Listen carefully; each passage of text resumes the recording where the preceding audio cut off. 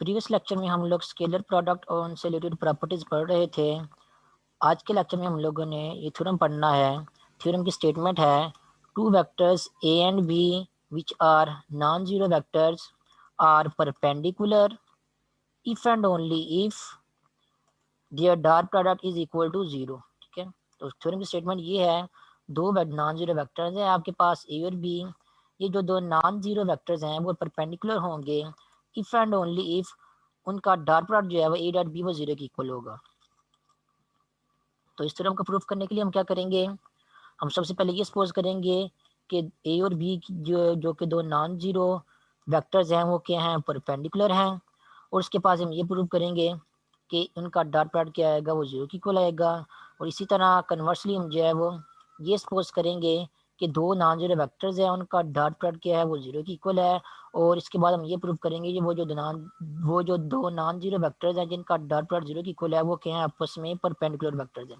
तो दो साइड जो है हम लोगों ने यहाँ पे जो है थ्योरम में प्रूव करनी है। इफ एंड ओनली जब भी किसी स्टेटमेंट में आता है तो स्टेटमेंट में आप लोगों ने जो को अगर आपने प्रूव करना हो तो उसकी दो साइड जो है प्रूव करते हैं। पहले लेफ्ट हैंड साइड को जो है वो सपोज कर लेते हैं और जो राइट हैंड साइड है उसको प्रूव करते हैं। लेफ्ट साइड में हमें क्या गिवन दिया गया है कि ए और बी दो नॉन जीरो वेक्टर्स हैं जो कि क्या हैं, परपेंडिकुलर हैं। ठीक है, तो परपेंडिकुलर सपोज करके दो नॉन जीरो वेक्टर्स को हम लोगों ने ये प्रूव करना है कि उनका डॉट प्रोडक्ट जीरो है। उसके बाद इस तरह जो राइट हैंड साइड है उसको सपोज करेंगे कि दो नॉन जीरो वेक्टर्स का डॉट प्रोडक्ट जो है वो जीरो की इक्वल है। और फिर हम ये प्रूव करेंगे कि वो दो वो जो दो वेक्टर्स हैं वो क्या है, आपस में परपेंडिकुलर है या फिर उनके दरमियान एंगल क्या बन रहा है, वो 90 डिग्री बन रहा है। तो सबसे पहले पहली साइड को सपोज कर लेते हैं। सबसे पहले हम ये कंसिडर कर लेते हैं कि जो जो दो नॉन जीरो वेक्टर्स हमारे थ्योरम में की स्टेटमेंट में इन्वॉल्व हो रहे हैं, वेक्टर्स ए एंड बी, वो क्या है, आपस में परपेंडिकुलर वेक्टर्स हैं। ठीक है, अगर वो परपेंडिकुलर वेक्टर हैं तब हम लोगों ने ये प्रूव करना है कि उन दोनों वेक्टर्स का डॉट प्रोडक्ट क्या है, वो जीरो के इक्वल है। तो एक्चुअली हम लोगों ने डॉट प्रोडक्ट का आंसर जो है वो फाइंड आउट करना है। ठीक है, तो वेक्टर्स क्या हैं, सपोज किया हुआ है परपेंडिकुलर है, मींस वो जो दो वेक्टर्स हैं ए और बी उनके दरमियान एंगल थीटा क्या आ रहा है, वो 90 डिग्री का आ रहा है। तो A dot B find out करते हैं। ए डॉट बी की डेफिनेशन हम लोगों ने पढ़ी हुई है डॉट प्रोडक्ट की या स्केलर प्रोडक्ट की।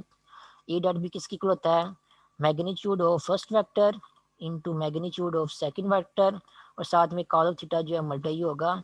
थीटा क्या है, यहाँ पे जिन दो वेक्टर्स का आप डॉट प्रोडक्ट या स्केलर प्रोडक्ट डिस्कस कर रहे हैं उन दो वेक्टर्स के दरमियान एंगल है। ठीक है, और वेक्टर्स हम लोगों ने ए और बी जो कंसिडर किए हैं वो परपेंडिकुलर हैं। इसका मतलब ये है कि उन दोनों वेक्टर्स के दरमियान एंगल क्या आ रहा है, 90 डिग्री आ रहा है। तो यहाँ पे थीटा की वैल्यू नेक्स्ट टाइम में हम क्या करेंगे, 90 डिग्री पुट कर देंगे। उसके बाद नेक्स्ट मजीद कैलकुलेशन करते हैं ताकि डॉट प्रोडक्ट का आंसर हमें मिल सके। ए और बी यहाँ पे कुछ जनरल वेक्टर्स इन्वॉल्व हो रहे हैं इसलिए उनकी मैग्नीट्यूड जो है वो एच डी से यहाँ पे आएगी। लेकिन काज ऑफ 90 का हमें पता है, काज ऑफ 90 डिग्री का आंसर किसके इक्वल आता है, वो जीरो के इक्वल आता है। इसलिए जीरो को जब हम ए बी से मल्टीप्लाई करेंगे तो इन दी एंड फाइनली आपके पास जो राइट हैंड साइड है उसका आंसर जो है वो जीरो आ जाएगा। तो यहाँ पे थ्योरम की एक साइड जो है वो प्रूव हो जाएगी कि अगर दो vectors non zero vectors perpendicular vectors हों तो इस केस में उनका डॉट प्रोडक्ट क्या होता है, वो जीरो के इक्वल होता है। अब हम लोगों ने थ्योरम की दूसरी साइड जो है वो प्रूव करनी है। दूसरी साइड क्या है, हम लोगों ने अब ये सपोज करना है कि दो नॉन जीरो वेक्टर्स का डॉट प्रोडक्ट क्या है, वो जीरो की इक्वल है। और उसके बाद अब हम लोगों ने प्रूव करना है कि जिन दो वेक्टर्स का डॉट प्रोडक्ट हम लोगों ने जीरो के इक्वल कंसिडर किया है वो दोनों वेक्टर्स क्या हैं, परपेंडिकुलर वेक्टर्स हैं या उनके दरमियान एंगल जो है वो 90 डिग्री का आ रहा है। ठीक है, अब ये हम लोगों ने प्रूव करना है। मीन्स के ये जो दो वेक्टर्स हैं ए और बी जिनका डॉट प्रोडक्ट जीरो आ रहा है इनके दरमियान जो एंगल आ रहा है वो हम लोगों ने वो फाइंड आउट करना है। वो अगर 90 डिग्री आ जाता है तो हमारा ये थ्योरम की जो दूसरी स्टेटमेंट है वो भी प्रूव हो जाएगी। तो कन्वर्सली हम लोगों ने सपोज कर लिया है ए डॉट बी किसकी इक्वल है, वो जीरो की इक्वल है। अब ए डॉट बी जीरो की इक्वल है और ए डॉट बी का आंसर मेन जनरल बताया कि दो वेक्टर्स का डॉट प्रोडक्ट वो किसकी इक्वल होता है।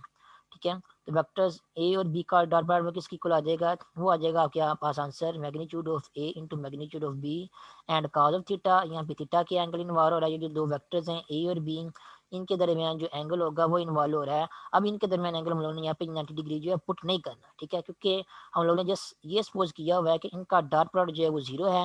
एंगल का हमें नहीं पता, एंगल हम जो है वो फाइंड आउट कर रहे हैं, मीन्स थीटा की वैल्यू अब हम लोगों ने फाइंड आउट करनी है। ठीक है, तो अब क्योंकि यहाँ पे देखें ए और बी आपके पास यहाँ पे क्या है, मैग्नीट्यूड आ रहे हैं। मैग्नीट्यूड आपके पास जो है वो नंबर्स आते हैं। जब भी आप किसी वेक्टर का मैग्नीट्यूड फाइंड करते हैं तो आपको वेक्टर जो है आंसर में नंबर मिलते हैं। तो यहाँ पे जो क्योंकि ए और बी उसके अलावा क्या है, नॉन जीरो वेक्टर्स हमने क्वेश्चन में कंसिडर किए हुए हैं। अगर आपको यहाँ पे याद हो, हमने थ्योरम की जो स्टेटमेंट है उसमें ये सपोज किया था कि जो वेक्टर्स हैं हमारे पास क्वेश्चन के स्टेटमेंट में वो क्या है, नॉन जीरो वेक्टर्स हैं।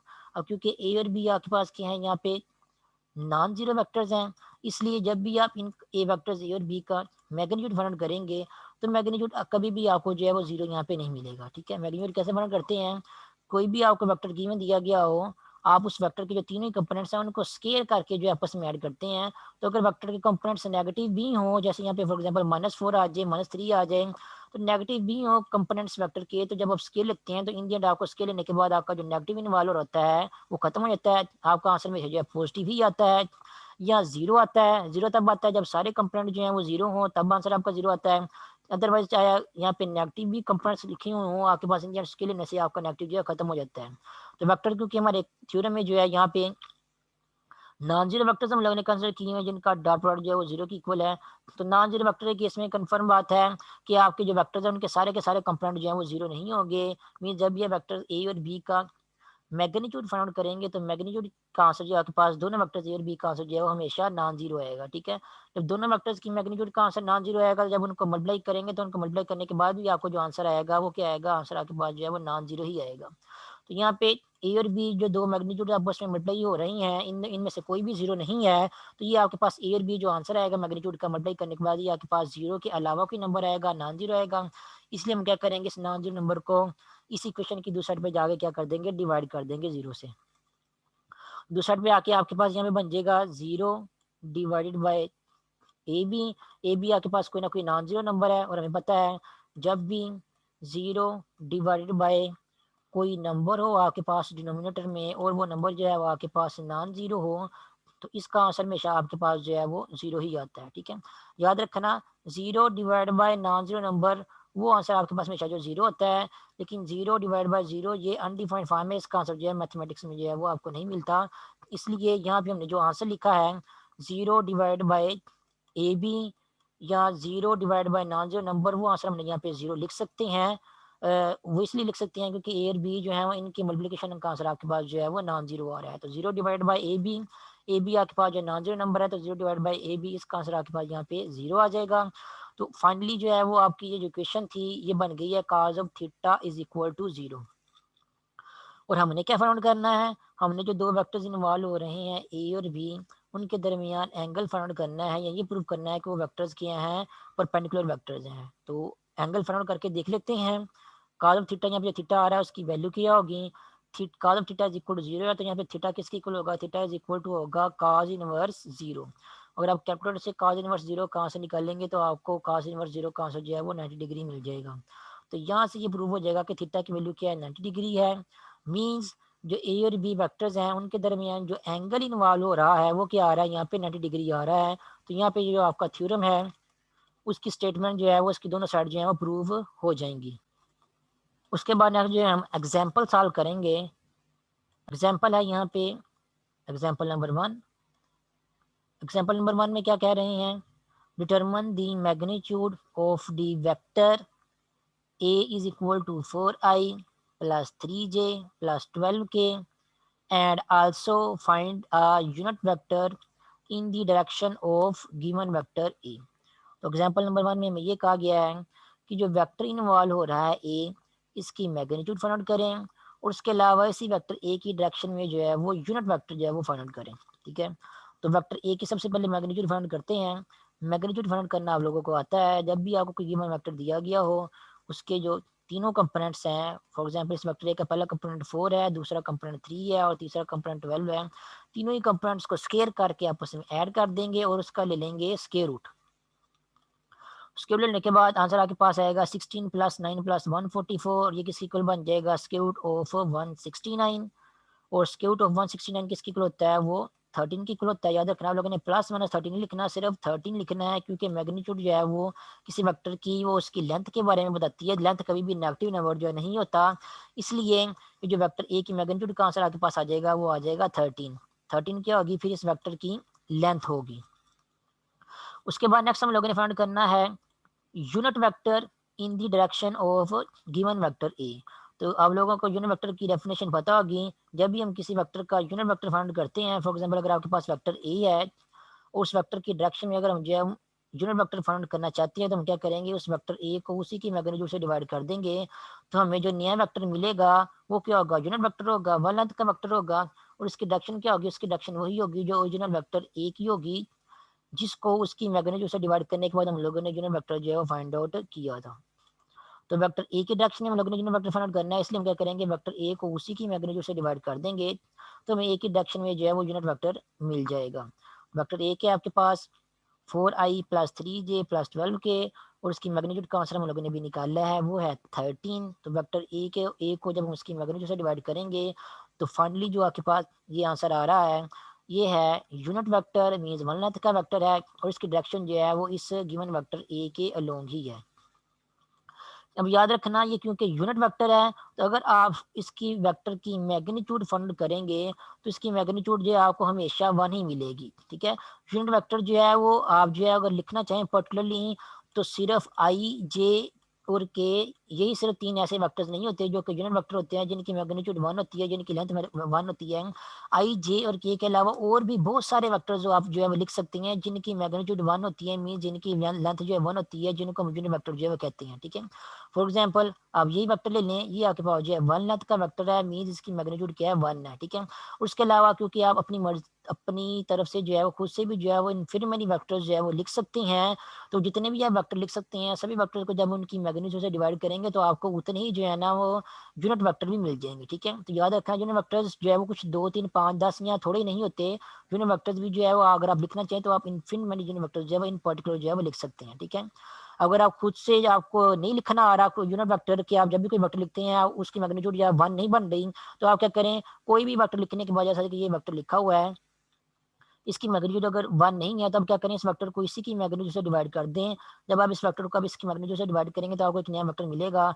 वो नया वेक्टर जो है श्योरली यूनिट वेक्टर होगा, मीन उसकी मैग्नीट्यूड जो है वन होगी। ठीक है, इस तरह आप जो है बहुत से यूनिट वेक्टर जो है अपनी तरफ से जो है खुद भी लिख सकते हैं। ठीक है, आप चाहें तो इस यूनिट वेक्टर की यहाँ पे जो हमारे पास आंसर आया है, इसकी मैग्नीट्यूड फाइंड करके कंफर्म भी कर सकते हैं कि वाकई हमारे पास जो रिजल्ट में वेक्टर मिला है जिसको हम यूनिट वेक्टर कह रहे हैं वो क्या है, वन लेंथ का वेक्टर है, मीन उसकी मैग्नीट्यूड क्या है, वन है। तो मैग्नीट्यूड फाइंड करिए, हम क्या करेंगे, ये जो हमारे पास आंसर आया जिसको यूनिट वेक्टर कह रहे हैं, इसके तीनों ही कंपोनेंट्स का स्केयर करके उनको आपस में ऐड करके और उसका स्क्वायर रूट लेंगे, हमें उस यूनिट वेक्टर की मैग्नीट्यूड जो मिल जाएगी। और हमने चेक करना है कि वाकई वन आती है या नहीं आती। तो पहला कंपोनेंट क्या है, यहाँ पे 4/13, 4/13 का स्क्वायर लेंगे तो आपको आंसर मिलेगा 16/169। उसके बाद प्लस दूसरा कंपोनेंट क्या है, 3/13। तो 3/13 का स्क्वायर आएगा आपके पास 9/169। उसके बाद प्लस तीसरा कंपोनेंट क्या है आपके पास, 12/13। तो इसका स्क्वायर आपके पास आएगा 144 डिवाइडेड बाय 169। उसके बाद नेक्स्ट सिंपलीफाई करते हैं, एलसीएम लेते हैं यहाँ पे स्क्वायर रूट के अंदर। तो एलसीएम को देख के बता सकते हैं क्या आ रहा है, क्योंकि सभी जो टर्म्स इन्वॉल्व नहीं है जिनका हम लोगों ने एलसीएम लेना है वो फ्रैक्शंस हैं, और फ्रैक्शंस के डिनोमिनेटर में देख लें सेम ही नंबर आ रहा है 169। तो ये 169 क्या होगा, तीनों ही फ्रैक्शंस जो कि एलसीएम का जो है आपको जो है वो फ्रैक्शन में जो डिनोमिनेटर इन्वॉल्व हो रहे हैं उनके एलसीएम जो है आपको मिल जाएगा। वो क्या आएगा, इन दी एंड आपको एलसीएम 169 ही मिलेगा। अब उसके बाद नेक्स्ट क्या करेंगे, नेक्स्ट हम ये देखेंगे कि 169 को किससे मल्टीप्लाई करें तो आंसर जो है वो 169 यानी कि एलसीएम ही आता है। ठीक है, ये जो 169 यहाँ पे डिनोमिनेटर में लिखा हुआ है, इसको किस नंबर के साथ मल्टीप्लाई करें तो हमारे पास आंसर जो है वो एलसीएम 169 ही आ जाए। तो 169 को हम जो है अगर 1 से मल्टीप्लाई करेंगे तो आंसर हमारे पास जो है 169 ही आएगा। तो ये जिस नंबर से मल्टीप्लाई किया है 1 के साथ मल्टीप्लाई किया, हम क्या करेंगे, इस नंबर 1 को इस 169 के न्यूमरेटर के साथ जो है यानी कि 16 के साथ मल्टीप्लाई कर देंगे। यहाँ पे आ जाएगा 1 मल्टीप्लाई बाय 16 यानी कि 16 आ जाएगा। ठीक है, ये दूसरे लफ्ज़ में आप ये भी कह सकते हैं कि जब भी आपके पास यहाँ पे जो क्वांटिटीज इन्वॉल्व हो रही हैं, फ्रैक्शन इन्वॉल्व हो रही है, जिनके डिनोमिनेटर में जो नंबर इन्वॉल्व हो रहा है वो एलसीएम वाला नंबर ही इन्वॉल्व हो रहा हो, तो उस केस में जो न्यूमरेटर में नंबर आ रहा होता है 16, उसको हम क्या करते हैं, उसको एज इट इज जो है वो यहाँ पे एलसीएम लिखने के बाद यहाँ पे ऊपर लिख देते हैं। उसके बाद प्लस इसी तरह ये दूसरा जो फ्रैक्शन इन्वॉल्व हो रहा है, इसका एलसीएम भी जो है वो इसके जो डिनोमिनेटर में नंबर आ रहा है वो भी वही आ रहा है जो एलसीएम में आ रहा है, तो इसलिए इसके न्यूमरेटर में जो नंबर 9 आएगा उसका भी हम एज इट इज लिख देंगे। प्लस तीसरे फ्रैक्शन के केस में 144 जो होगा न्यूमरेटर में उसको भी हम एज इट इज लिख देंगे। उसके बाद नेक्स्ट जो है मजीद कैलकुलेशन करते हैं और देखते हैं हमारे पास आंसर क्या आता है। तो 144 प्लस 9 प्लस 16 इनको ऐड करेंगे तो हमारे पास आंसर आएगा 169 डिवाइड बाय 169। 169 से कैंसल आउट होगा और आंसर आपको मिलेगा 1/1 जिसको हम जो है वो 1 लिख सकते हैं और स्क्वायर रूट ऑफ 1 किसके इक्वल होता है, वो 1 के ही इक्वल होता है। याद रखना, अगेन मैं आपको बता दूं +1 समान नहीं लिखना आप लोगों ने, यहाँ पे सिर्फ जो है +1 लिखना है। वो इसलिए क्योंकि आप मैग्नीट्यूड का आंसर फाइंड कर रहे हैं। मैग्नीट्यूड आपको किसी भी वेक्टर की मैग्नीट्यूड आपको उस वेक्टर की लेंथ के बारे में बताती है और लेंथ भी कभी आपकी जो है वो नेगेटिव नहीं होती, पॉजिटिव नंबर ही होती है, इसलिए आंसर हमने पॉजिटिव में लिखना है स्क्वायर रूट का। तो जब हम नोट करेंगे कि ये जो एज यूनिट वेक्टर था उसकी मैग्नीट्यूड कहाँ से हमने निकाला तो वो क्या मिल गया आपको 1 मिल गया। तो यहाँ से शॉर्ट ही हो जाएगी कि वाकई ये जो वेक्टर है ये जो हम लोगों ने फाइंड किया है ये वाकई यूनिट वेक्टर है, मीन्स ये ऐसा वेक्टर है जिसकी मैग्नीट्यूड क्या है वो 1 के इक्वल है। ठीक है, तो यहाँ पे कंफर्म करने का तो आपको नहीं कहा गया था, वेरिफिकेशन करने का तो नहीं कहा गया था, आपने अपने आंसर को वेरीफाई भी करना है कि आपका जो आंसर में आपको जो वेक्टर मिलेगा वो वाकई यूनिट वेक्टर है या नहीं। वेरीफाई जैसे मैंने आपको इसलिए किया था कि आपको उसकी समझ आ सके कि वाकई में आंसर में जो है वो जब आप किसी वेक्टर को उसकी मैग्नीट्यूड से डिवाइड करते हैं तो हमें 1 लेंथ का वेक्टर ही मिलता है हमेशा, या यूनिट वेक्टर ही मिलता है। ठीक है, तो यहाँ पे आप लोगों ने जस्ट वेरीफाई नहीं करना, जैसे आप लोगों ने अपना क्वेश्चन जो है यहाँ तक सॉल्व कर लेना है, यहाँ पे आपका क्वेश्चन जो है वो कम्प्लीट हो जाएगा। उसके बाद नेक्स्ट है एग्जाम्पल नंबर 2। एग्जाम्पल नंबर 2 में क्या कह रहे हैं, if the angle between two vectors whose magnitudes are 14 and 7 is 60। ठीक है, तो क्वेश्चन क्या है, यहाँ पे दो वेक्टर्स हैं आपके पास, एक वेक्टर लेट से फॉर एग्जांपल आपके पास ये है, इस वेक्टर को हम जो है वो वेक्टर ए का नाम दे देते हैं। दूसरा वेक्टर लेट से आपके पास जो है वो ये वाला वेक्टर है, इस वेक्टर को हम जो है वो वेक्टर बी का नाम दे देते हैं। तो दो वेक्टर्स हैं यहाँ पे ए और बी। ठीक है, दोनों वेक्टर्स की मैग्नीट्यूड हमें जो है क्वेश्चन में गिवन दी गई है। पहले वेक्टर की मैग्नीट्यूड जो है वो 14 है और दूसरे वेक्टर की मैग्नीट्यूड क्या है 7 है। तो जो पहला वेक्टर है ए उसकी मैग्नीट्यूड हम यहाँ पे कंसिडर कर लेते हैं कि उसकी मैग्नीट्यूड 14 है और जो दूसरा वेक्टर है वेक्टर बी उसकी मैग्नीट्यूड हम यहाँ पे कंसिडर कर लेते हैं कि उसकी मैग्नीट्यूड क्या है यहाँ पे 7 है। उसके बाद नेक्स्ट हम लोगों ने क्या करना है, नेक्स्ट हम लोगों ने जो है वो ये प्रूव करना है कि उनका स्केलर प्रोडक्ट क्या होगा, मीन्स वेक्टर ए और बी हैं उनका डॉट प्रोडक्ट जो है वो क्या होगा। ठीक है, इसके अलावा मैग्नीट्यूड के अलावा एक और इन्फॉर्मेशन भी यहाँ पे गिवन दी गई है कि जो दो वेक्टर्स हैं ए और बी उनके दरमियान जो एंगल क्या आ रहा है, एंगल उनके दरमियान जो है 60 डिग्री आ रहा है। तो इन्फॉर्मेशन में क्या गिवन दी गई है, दो वेक्टर्स गिवन दिए गए हैं जिनकी मैग्नीट्यूड भी हमें बताई गई है कि उनका मैग्नीट्यूड जो है वो क्या है, और उसके अलावा उन दो वेक्टर्स के दरमियान जो एंगल आ रहा है वो एंगल भी हमें गिवन दिया गया है। हमने क्या फाइंड करना है, हमने उन दो वेक्टर्स का स्केलर प्रोडक्ट फाइंड करना है या उनका डॉट प्रोडक्ट जो है वो फाइंड करना है। तो डॉट प्रोडक्ट आप लोगों को फाइंड करना आता है, ए डॉट बी वो किसके इक्वल होगा, उसका आंसर आपके पास आएगा पहले वेक्टर का मैग्नीट्यूड मल्टीप्लाइड बाय दूसरे वेक्टर का magnitude into cause of theta. Theta के हैं यहाँ पे जिन दो वेक्टर्स का आप डॉट प्रोडक्ट डिस्कस कर रहे हैं उन वेक्टर्स के दरमियान जो एंगल आ रहा है थीटा वो वाला एंगल है। तो क्वेश्चन में बताया गया है कि इन दो वेक्टर्स के दरमियान ए और बी के दरमियान एंगल जो है वो 60 डिग्री आ रहा है, इसलिए हम यहाँ पे कॉस थीटा में थीटा की जगह जो है वो 60 पुट कर देंगे। वेक्टर ए की मैग्नीट्यूड जो है यहाँ पे 14 है और इस तरह वेक्टर बी की मैग्नीट्यूड जो है वो 7 है। 14 मल्टीप्लाइड बाय 7 आपके पास आंसर आ जाएगा 98 और cos ऑफ 60 का आंसर जब आप कैलकुलेटर से फाइंड करेंगे तो आपको मिलेगा 1/2 या 0.5 ए की बात है। ठीक है, तो 1/2 या 0.5 को जब हम 98 से मल्टीप्लाई करेंगे तो आपको आंसर मिलेगा 49। तो ये किसका आंसर मिलेगा आपको, ए डॉट बी जो दो वेक्टर्स हमें गिवन दिए गए थे उनके डॉट प्रोडक्ट का आंसर जो है मिल जाएगा और किसकी इक्वल आएगा वो 49 के इक्वल आ जाएगा। उसके बाद नेक्स्ट है एग्जाम्पल नंबर 3।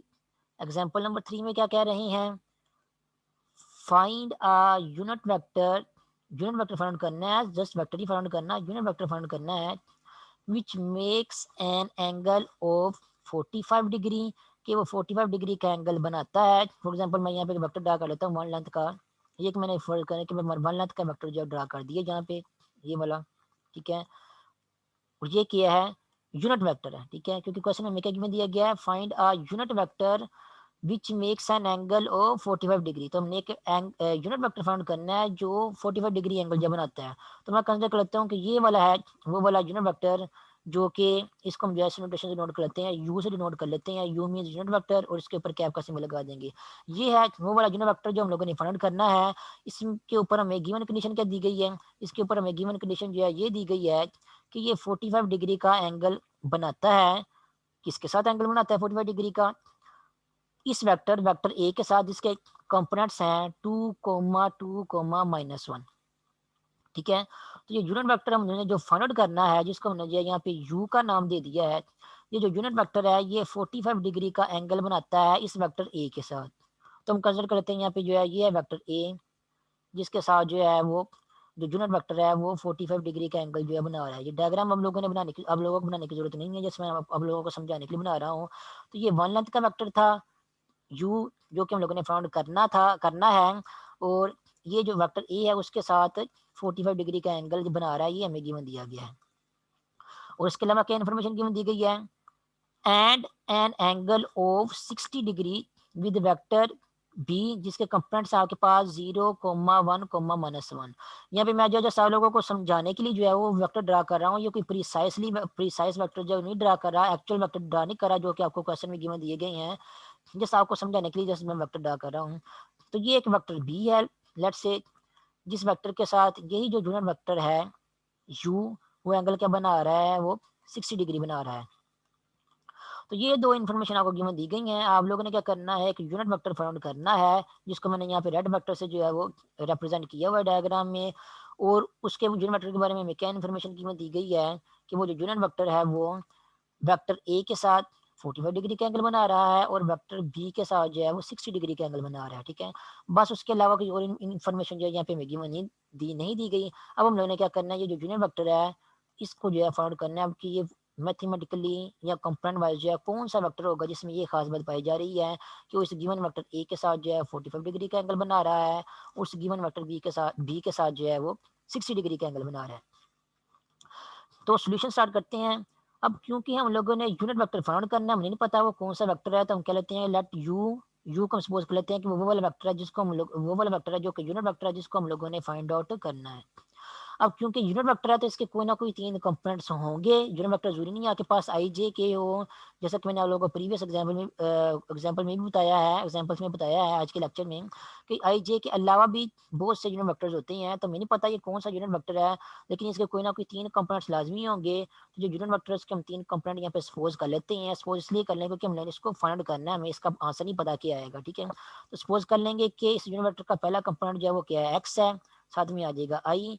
दूसरा कंपोनेंट लेट से इसका y, साथ में आ जाएगा j, और तीसरा कंपोनेंट क्या है z, साथ में क्या है k।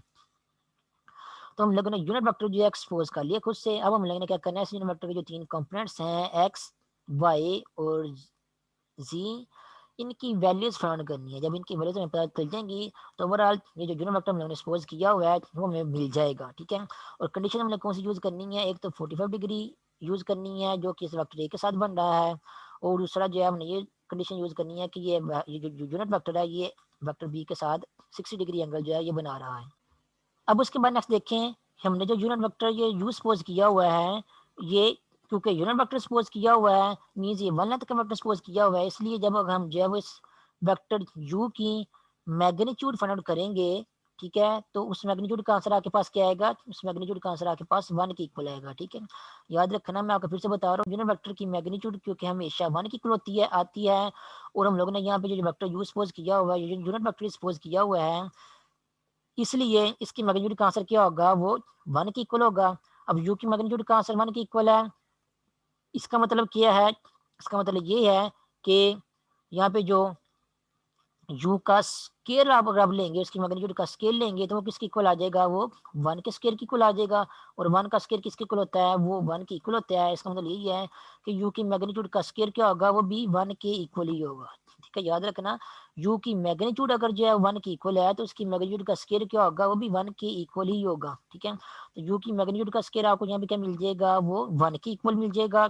ठीक है, वेक्टर से आपको कौन सा गिवन दिया गया है, वेक्टर ए आपको गिवन दिया गया 2i plus 2j minus 1k, और वेक्टर बी है आपके पास 0i प्लस 0j और माइनस के।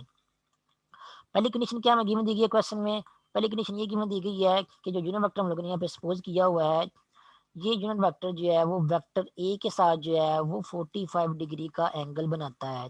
ठीक है, इसका मतलब यही है कि हम जो है वो इस 45 डिग्री के एंगल को यूज करते हुए हम जो है वो जो ए और यू वेक्टर्स हैं इनका डॉट प्रोडक्ट जो है वो फाइंड आउट कर सकते हैं। ठीक है, तो एक वेक्टर है आपके पास ए जो कि आपको क्वेश्चन में गिवन दिया गया है, दूसरा वेक्टर आपके पास यू जो कि आप लोगों ने खुद से सपोज किया हुआ है। इन दोनों वेक्टर से जब हम डॉट प्रोडक्ट फाइंड आउट करेंगे तो आंसर आपको मिलेगा magnitude of A into magnitude of U and cos of theta. Theta यहाँ पे क्या है, ये जो जिन दो वेक्टर्स का डॉट प्रोडक्ट आप डिस्कस कर रहे हैं उनके दरमियान एंगल है। ठीक है, एंगल हमें गिवन दिया गया है 45 डिग्री है ए और यू के दरमियान, इसलिए यहाँ पे आ जाएगा कॉज ऑफ 45। नेक्स्ट स्टेप में यू की मैग्नीट्यूड हमें पता है क्योंकि वो 1 की इक्वल है, तो नेक्स्ट टाइम में ये 1 की इक्वल आ जाएगी। और ए की मैग्नीट्यूड हमें नहीं पता, हमें क्वेश्चन में वेक्टर ए गिवन दिया गया, हम इस वेक्टर ए को यूज करते हुए इसकी मैग्नीट्यूड फाइंड आउट कर सकते हैं। तो वेक्टर ए की मैग्नीट्यूड क्या होगी, इसके जो तीन कंपोनेंट्स हैं +2 और -1, इनको स्केयर करके आपस में ऐड कर देंगे और इनका क्या ले लेंगे, स्केयर रूट, तो हमें यहाँ पे ए की मैग्नीट्यूड का आंसर भी मिल जाएगा। तो ये हम लोगों ने एंगल को यूज करते हुए राइट हैंड साइड में वेक्टर्स ए और यू का डॉट प्रोडक्ट का आंसर जो फाइंड कर लिया है, magnitude of A into magnitude of U and cos of theta. Magnitude of A का आंसर आपके पास जो राइट हैंड साइड में आएगा वो आ जाएगा आपके पास 4+4+1, जो कि बन जाएगा आपके पास स्क्वायर रूट ऑफ 9, और वो किसके इक्वल होता है, वो 3 के इक्वल होता है। और जो 1 है, वन वन जब स्क्वायर के साथ मल्टीप्लाई होगा, या स्क्वायर का जो आंसर आएगा आपके पास 3 जब उसके साथ मल्टीप्लाई होगा तो आपके पास आंसर आ जाएगा 3 इन मल्टीप्लाइड बाई 1।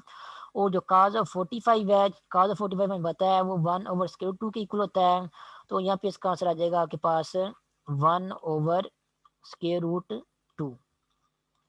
ये तो आ गया राइट हैंड साइड को सिंप्लीफाई करने के बाद आंसर। अब हम बात करते हैं लेफ्ट हैंड साइड की। लेफ्ट हैंड साइड में कौन से वेक्टर्स इन्वॉल्व हो रहे हैं, ए और यू का डॉट प्रोडक्ट इन्वॉल्व हो रहा है, तो यहाँ पे वेक्टर ए और वेक्टर जो यू हैं उनकी वैल्यूज हैं यहाँ पे कंपोनेंट वाइज जो है यहाँ पुट कर सकते हैं। और लेफ्ट हैंड साइड में हम जो है वो कंपोनेंट्स को यूज करते हुए इन दोनों वेक्टर्स का डॉट प्रोडक्ट जो है वो फाइंड करेंगे।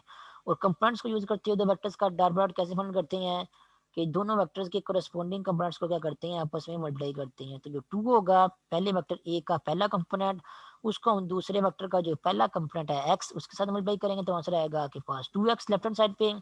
इसी तरह जो पहले वेक्टर का दूसरा कंपोनेंट है +2, उसको दूसरे वेक्टर का दूसरे कंपोनेंट के साथ यानी कि y के साथ मल्टीप्लाई करेंगे तो आंसर आपके पास आएगा 2y। उसी तरह फिर पहले वेक्टर के तीसरे कंपोनेंट यानी कि -1 को हम क्या करेंगे, दूसरे वेक्टर के तीसरे कंपोनेंट यानी कि z के साथ मल्टीप्लाई करेंगे तो आंसर आपके पास आ जाएगा -z। तो ओवरऑल लेफ्ट हैंड साइड में आपके पास आंसर आएगा 2x + 2y - z। और ये किसके इक्वल है, ये इक्वल है आपके पास 3/√2। ठीक है, तो ये आपके पास जो है एक इक्वेशन बन जाएगी जिसको यहाँ पे इन्होंने जो है वो इक्वेशन नंबर 2 का नाम दिया है। ठीक है, याद रखना हम लोगों ने फाइंड क्या करना है, हम लोगों ने ये जो यूनिट वेक्टर हम लोगों ने सपोज किया है इसके जो तीन कंपोनेंट्स हैं स्मॉल एक्स स्मॉल वाई और स्मॉल जी, हम लोगों ने इनकी वैल्यूज जो है वो फाइंड आउट करनी है। ठीक है, तो एक इक्वेशन आपको यहाँ मिल गई है, इसको हम यहाँ पे इक्वेशन नंबर 2 का नाम देते हैं। उसके बाद नेक्स्ट जो है हम अपनी जो हमें जो क्वेश्चन है सेकंड कंडीशन दी गई थी, अब उसको जो है वो यूज करते हैं और उसको डिस्कस करते हैं। सेकंड कंडीशन ये थी कि जो यूनिट वेक्टर हम लोगों ने सपोज किया है यू, वो जो है वेक्टर बी के साथ, जो कि हमें क्वेश्चन में वेक्टर बी में दिया गया है उसके साथ 60 डिग्री का एंगल बनाता है। ठीक है, तब नेक्स्ट हम क्या करते हैं, इस कंडीशन को भी यूज करते हैं कि बी और यू जो है उनका डॉट प्रोडक्ट जो है फाइंड करते हैं। बी और यू का डॉट प्रोडक्ट किसकी इक्वल होगा, वो इक्वल होगा आपके पास magnitude of B into magnitude of U and cos of theta. ठीक है, तो थीटा क्या है, यहाँ पे जो दो वेक्टर्स जिनका डॉट प्रोडक्ट डिस्कस हो रहा है उनके दरमियान एंगल है, और वो हमें क्वेश्चन में गिवन दिया गया है वो क्या है 60 डिग्री है। तो नेक्स्ट टाइम में क्या करेंगे, थीटा की वैल्यू जो है 60 डिग्री यहाँ पे हम क्या कर देंगे, पुट कर देंगे। उसके अलावा u की जो मैग्नीट्यूड यहाँ पे इन्वॉल्व हो रही है वो 1 के इक्वल है तो वो भी पुट कर देंगे। और जो वेक्टर बी है उसकी मैग्नीट्यूड हमें गिवन नहीं दी गई, लेकिन हमें वेक्टर बी जो है वो क्वेश्चन में गिवन दिया गया है। वेक्टर बी क्या है आपके पास, वेक्टर बी है यहाँ पे अगर आप देखें तो 0i प्लस 1j-k। तो इस वेक्टर बी की मैग्नीट्यूड जो है वो यहाँ पे आ जाएगी कि वेक्टर बी के जो तीनों कंपोनेंट्स हैं, पहला कंपोनेंट यहाँ पे 0 है, दूसरा कंपोनेंट +1 है और तीसरा कंपोनेंट जो है -1 है।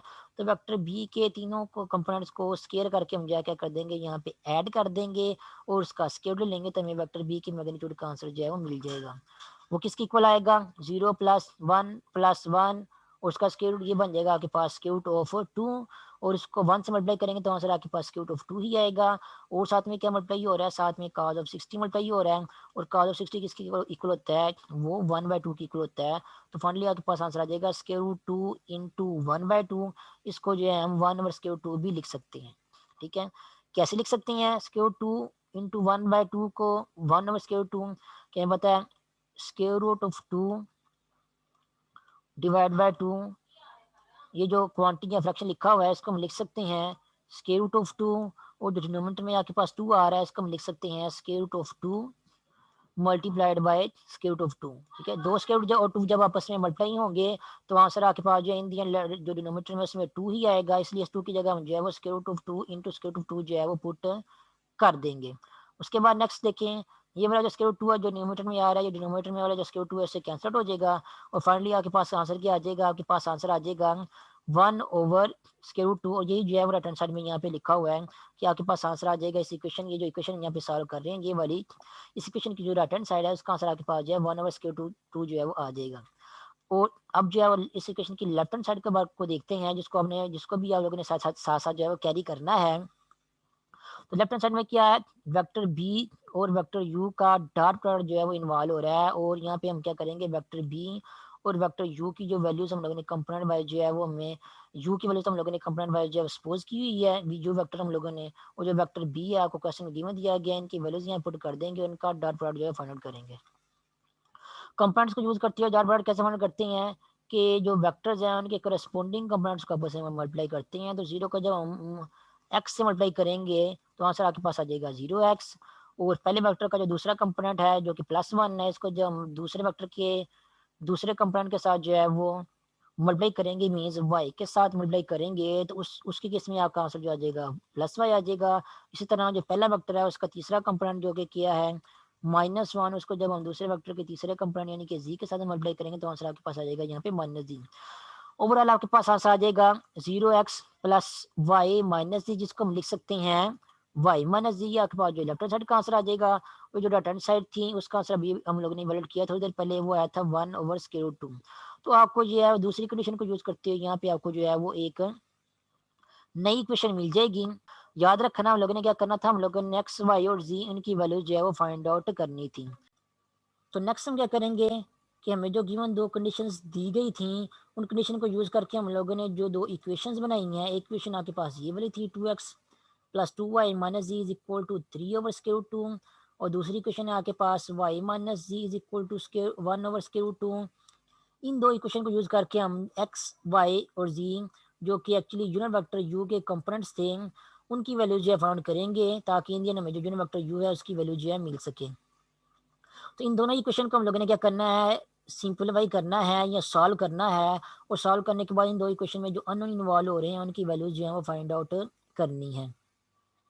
सबसे पहले हम क्या करेंगे, आपकी जो ये वाली इक्वेशन थी जिसको हम लोगों ने यहाँ पे जो है वो इक्वेशन नंबर 2 कहा था, इस इक्वेशन में से हम क्या करेंगे, ये इक्वेशन नंबर 3 है इसको माइनस करेंगे। ठीक है, तो यहाँ पे लिखा हुआ है इक्वेशन नंबर 2 में से आपने क्या करना है, इक्वेशन नंबर 3 को जो है वो माइनस करना है। तो माइनस कैसे करेंगे, दोनों जो इक्वेशन है उनकी जो लेफ्ट हैंड साइड है उनको माइनस करेंगे और लेफ्ट हैंड साइड में और राइट हैंड साइड में हम क्या करेंगे, दोनों इक्वेशन की जो राइट हैंड साइड है उनको माइनस करेंगे। तो ओवरऑल ये क्या हो जाएगा, आप क्या कर लेंगे, जो इक्वेशन नंबर 2 है उसमें से क्या करेंगे, इक्वेशन नंबर 3 को जो है वो माइनस कर लेंगे। तो इक्वेशन नंबर 2 की जो लेफ्ट हैंड साइड है वो है 2x प्लस 2y माइनस जी, उसको हम यहाँ पे लिखेंगे और इसमें से हमने माइनस करना है, किसको माइनस करना है, जो तीसरी इक्वेशन है उसकी लेफ्ट हैंड साइड को माइनस करना है। ठीक है, तो यहाँ पे इसमें से माइनस करेंगे y माइनस जी। ठीक है, तो ये लेफ्ट हैंड साइड जो दोनों इक्वेशन की वो माइनस हो जाएंगी। इस तरह हम जो है क्या करेंगे, इन इक्वेशन की जो राइट हैंड साइड है उनको भी माइनस करेंगे, और 3/√2 में से हम क्या माइनस करेंगे, 1/√2 माइनस करेंगे, तो ये आंसर आपके पास जो है वो ये राइट हैंड साइड में आ जाएगा।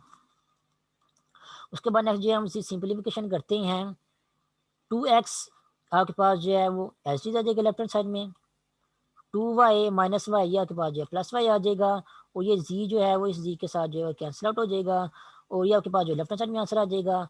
और राइट हैंड साइड की अगर बात करें तो राइट हैंड साइड में आपके पास जो ये वाला आंसर आ रहा है, दो फ्रैक्शंस आपस में माइनस हो रहे हैं, और दोनों के डिनोमिनेटर में जो है स्क्वायर 2 आ रहा है, इसलिए जो आपका एलसीएम होगा यहाँ पे वो क्या आ जाएगा, स्क्वायर 2 आएगा। और जब आपका एलसीएम वही नंबर हो जो यहाँ पे फ्रैक्शंस के डिनोमिनेटर में भी आ रहा हो, तो इस केस में हम क्या करते हैं, जो न्यूमरेटर में नंबर लिखे होते हैं उनको एज जो है वो यहाँ पे न्यूमरेटर में लिख देते हैं। 3 - 1 आपके पास यहाँ पे न्यूमरेटर में आ जाएगा, और 3 - 1 किसके इक्वल होता है, वो 2 के इक्वल होता है, तो आंसर आपके पास आ जाएगा 2/√2। उस 2/√2 को हम लिख सकते हैं, जो न्यूमरेटर में 2 आ रहा है उसको लिख सकते हैं √2 मल्टीप्लाइड बाय √2 और डिवाइड बाय √2, ठीक है।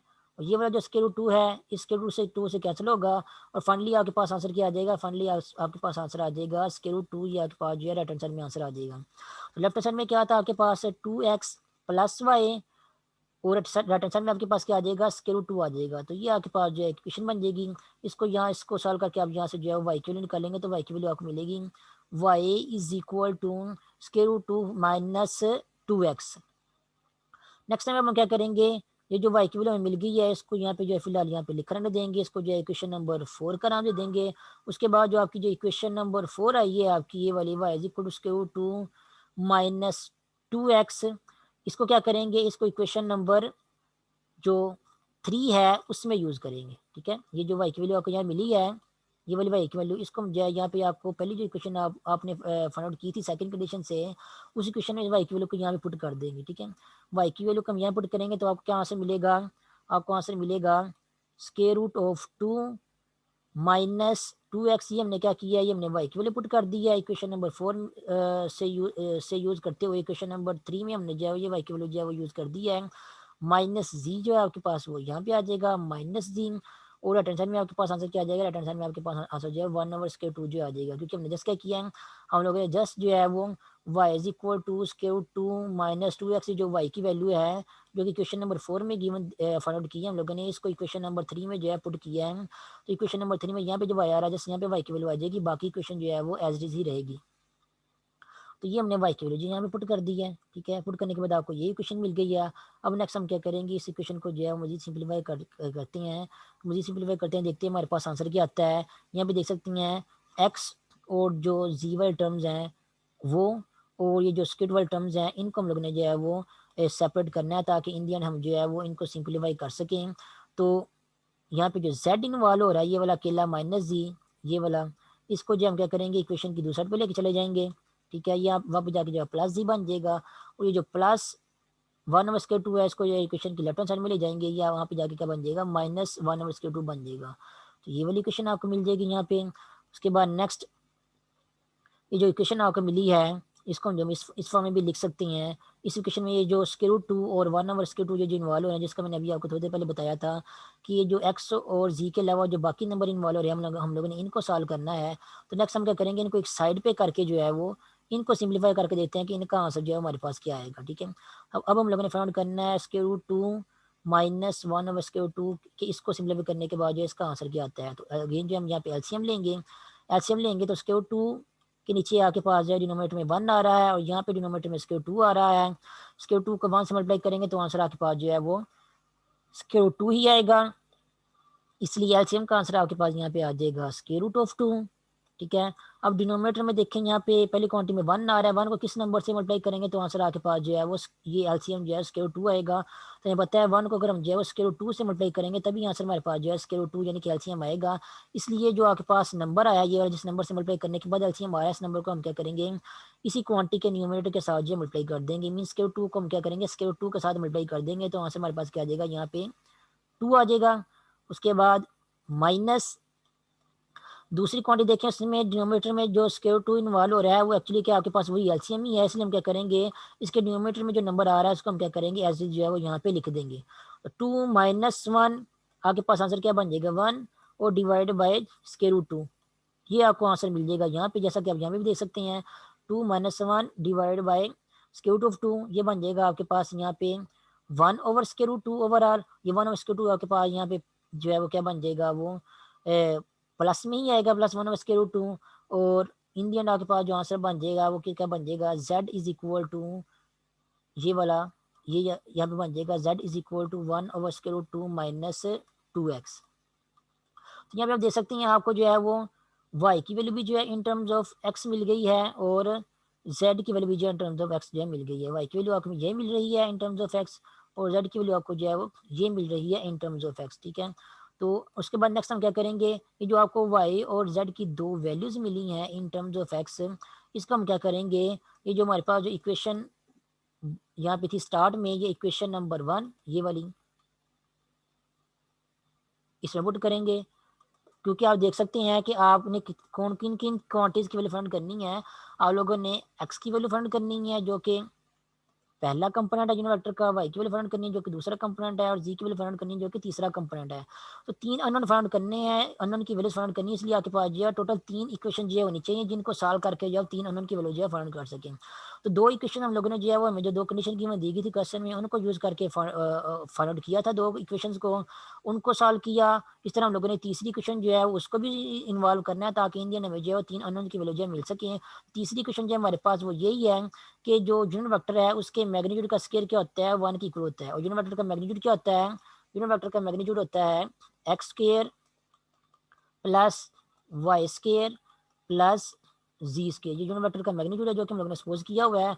उसका स्केयर क्या होगा, इसका स्केयर ये होगा कि इसके ऊपर जो स्क्यूट आ रहा है वो क्या हो जाएगा, वो खत्म हो जाएगा। ये बन गया यूनिट वेक्टर का स्केयर, और यूनिट वेक्टर की मैग्नीट्यूड का स्केयर ये किसकी इक्वल है, ये 1 की इक्वल है। तो ये वाली इक्वेशन जो यहाँ बनी हुई है इसको हमने जो इक्वेशन नंबर 1 का नाम यहाँ पे दे देंगे। ये तीसरी इक्वेशन जो हम यहाँ पे यूज करेंगे, इसको भी जो है वो अपनी कैलकुलेशन में इन्वॉल्व करेंगे ताकि ओवरऑल 3 इक्वेशन को यूज करने के बाद हमें जो है वो अननोन जो है वो उसकी वैल्यू जो है वो मिल सके। तो जो वाई और जी की वैल्यू मेन टर्म जो एक्स मिली थी उनको क्या करेंगे, क्वेश्चन नंबर 1 में पुट कर देंगे। क्वेश्चन नंबर 1 में पुट करेंगे तो आपको ये वाली क्वेश्चन मिल जाएगी, ठीक है। इसी क्वेश्चन में जो है वो स्केयर इन्वॉल्व हो रहा है। अब square root of 2 minus 2x का square and 1 over square root of 2 minus 2x का स्केयर। तो यहाँ पे a minus B whole square का फॉर्मूला जो है यहाँ पे यूज करेंगे।